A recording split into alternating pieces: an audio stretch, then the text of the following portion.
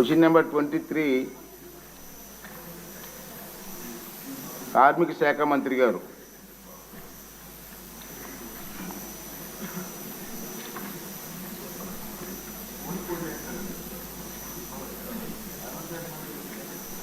కార్మిక శాఖ మంత్రి గారు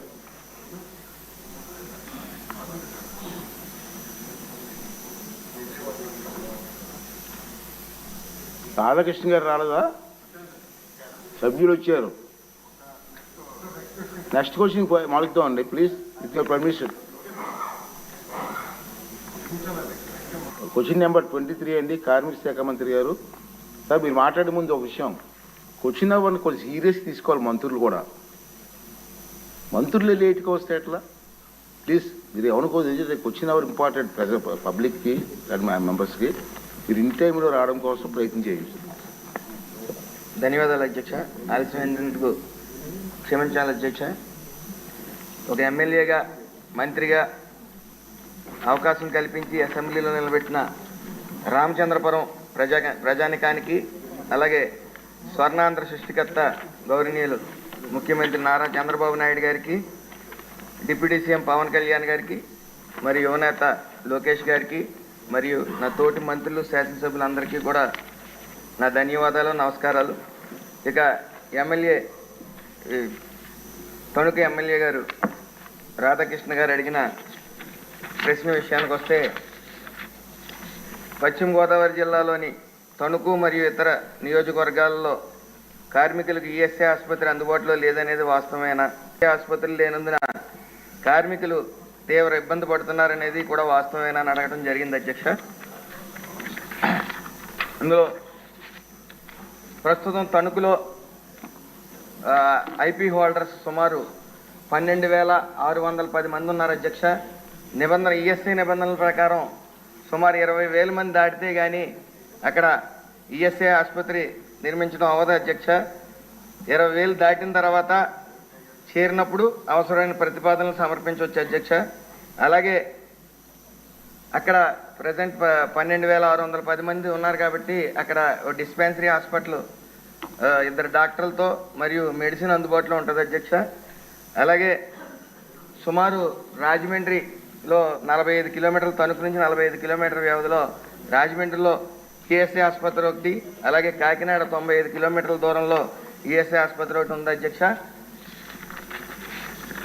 మరి మీరు ఎలాగ ఈఎస్ఐ విషయం వచ్చింది కాబట్టి అధ్యక్ష, నాకు కొంత సమయం ఇస్తే గత ప్రభుత్వం ఈఎస్ఐ ఆసుపత్రి మీద ఎంత చిత్తశుద్ధితో ఉంది, ఈ ప్రభుత్వం వచ్చిన ఈ 5 నెలల్లో ఏం చేసింది అనేది చెప్పదలిచాను అధ్యక్ష. గత ప్రభుత్వం 2014-19 నుంచి 14-19లో సుమారు 5 లక్షల మంది ఇన్స్టిట్యూట్ పర్సన్స్ ఉండేవారు అధ్యక్ష. 2014-19 5 లక్షల నుంచి సుమారు 11,50,000 మంది ఈ ఐపీ హోల్డర్స్కి చేరుకోవడం జరిగింది అధ్యక్ష. అలాగే 2019-24 వైఎస్ఆర్ ప్రభుత్వంలో సుమారు 11,50,000 నుంచి 14 లక్షలు మాత్రమే నమోదు చేసుకోవడం జరిగింది అధ్యక్ష. దీనికి కారణం ఈఎస్ఐ ఆసుపత్రుల నిర్మాణంలో కానీ, అలాగే ఈఎస్ఐ డిస్పెన్సరీ నిర్వహణలో కానీ గత ప్రభుత్వం పూర్తి నిర్లక్ష్యం వహించింది అధ్యక్ష. సుమారు 616 కోట్ల బడ్జెట్ కేటాయింపు ఉన్నప్పటికీ పూర్తి స్థాయిలో వినియోగించుకోవడం మానేసి అది మరుగున పడిపోవడం జరిగింది అధ్యక్ష. అలాగే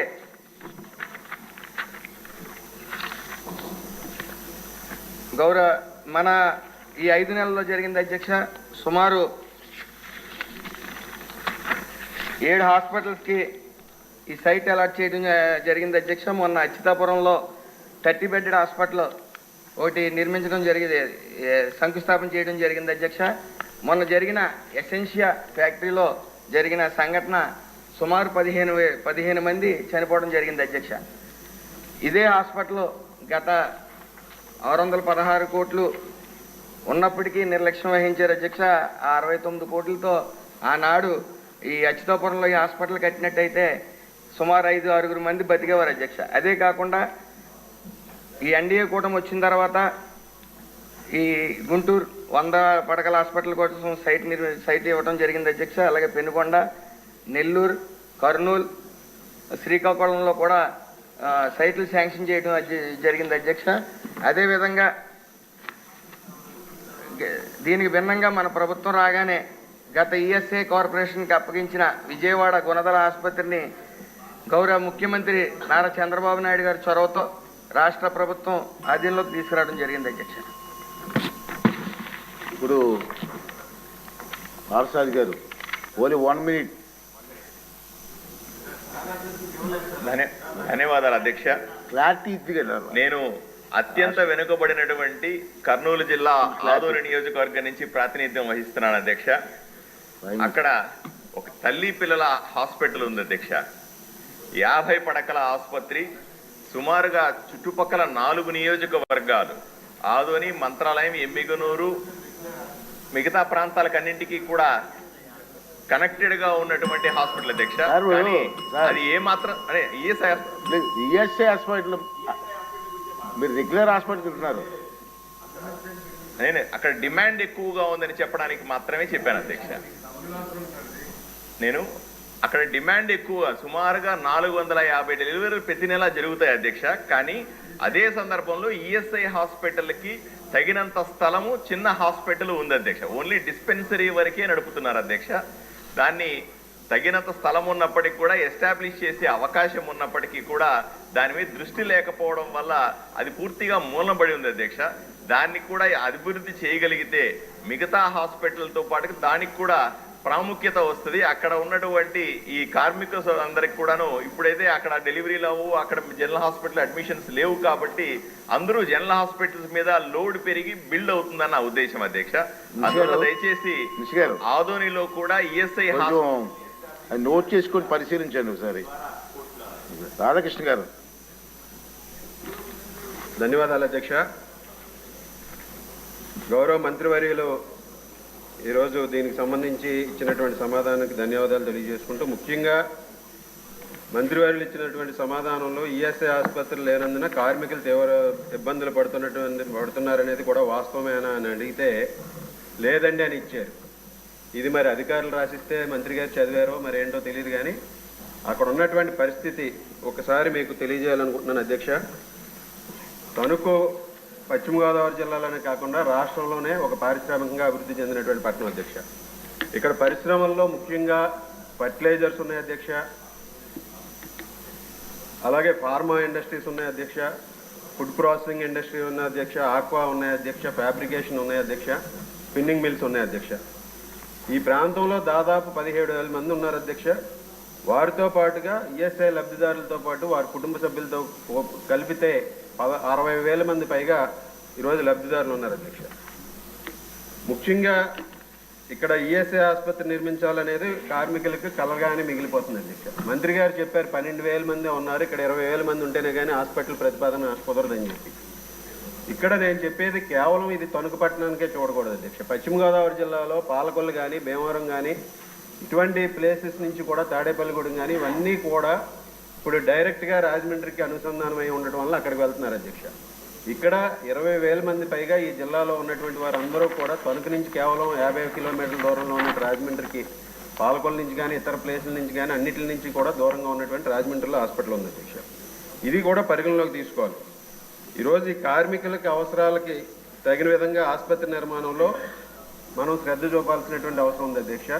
గతంలో 2014-19లో గౌరవ ముఖ్యమంత్రి చంద్రబాబు నాయుడు గారు ఆ రోజు ఇక్కడ ఈఎస్ఐ హాస్పిటల్కి ప్రతిపాదన పంపితే శాంక్షన్ చేయడం జరిగింది అధ్యక్ష. ఆ రోజు కార్మిక శాఖ మంత్రులుగా ఉన్నటువంటి అచ్చెన్నాయుడు గారు, పేతాని సత్యనారాయణ గారు ఇద్దరు ఇక్కడ ఉన్నారు అధ్యక్ష. ఆ రోజు ఇక్కడ శాంక్షన్ వచ్చింది. నేను ఆ రోజు ఎకరా 14 సెంట్లు స్థలాన్ని కూడా చూపించి ఇక్కడ హాస్పిటల్ నిర్మాణం కూడా ఫైనలైజ్ అయ్యింది. టెండర్ల దశలోకి వచ్చినప్పటికీ ప్రభుత్వం మారటం వలన దాన్ని వైకాపా ప్రభుత్వం వచ్చిన తర్వాత కోల్డ్ స్టోరేజ్లో పెట్టడం జరిగింది అధ్యక్ష. ఇది ఒకసారి నేను మీ ద్వారా మంత్రి గారి దృష్టికి, అధికారుల దృష్టికి తీసుకొస్తున్నాను. అక్కడ స్థలం కూడా అన్నీ కూడా దానికి అన్ని పేపర్ వర్క్ అంతా కూడా పూర్తిగా ప్రతిపాదనలు పంపి ఈఎస్ఐకి అనుసంధానం చేయడం జరిగింది అధ్యక్ష. ఆ స్థలాన్ని కూడా ఈరోజు ఈ కార్మికులకి ఒకసారి చూస్తే ఇక్కడ డిస్పెన్సరీ ఏదైతే ఉందో ఆ డిస్పెన్సరీలో సగం పైగా సిబ్బంది లేరు అధ్యక్ష. ఇది అద్దె భవనంలో నడుస్తుంది. అక్కడ చూస్తుంటే ఆ డిస్పెన్సరీకి వెళ్ళి చూస్తే చాలా ప్యాథటిక్ కండిషన్స్లో ఉన్నాయి అధ్యక్ష. 15 మందికి పోస్టులకు గాను కేవలం 8 మంది అక్కడ పనిచేస్తున్నారు అధ్యక్ష.